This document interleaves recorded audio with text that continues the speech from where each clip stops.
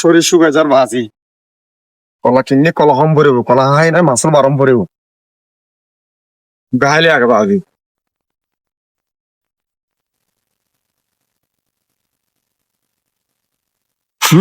খুব মজা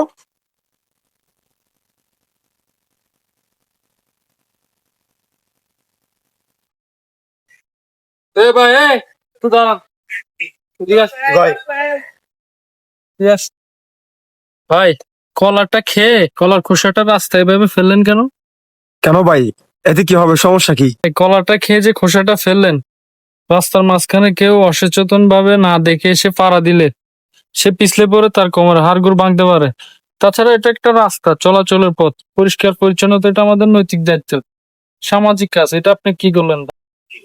আসলে ভাই আপনি ঠিক কথা বলছেন ভাই এবার আমি মানে আসলে আমরা অসচেতন ভাবে কথা শুরু করার ভুল করে দিই যার জন্য মারাত্মক আঘাত পর্যন্ত ঠিক আছে ভাই আমি রাস্তার একটা এসে ফেলেছি আমার ভুল হয়েছে ভাই আল্লাহ আমায় মাফ করুন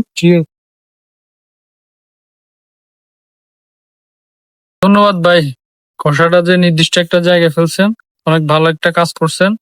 ঠিক আছে, আমরা এভাবে সমাজটাকে সুন্দর একটা পরিবেশ পরিচ্ছন্ন বজায় রাখতে পারি। ঠিক আছে ভাই ঠিক আপনি আছে ঠিক ভাই, কথা বলছেন ভাই আপনাকে অসংখ্য ধন্যবাদ ঠিক আছে নির্দিষ্ট স্থানে ময়লাটা ফেলার জন্য।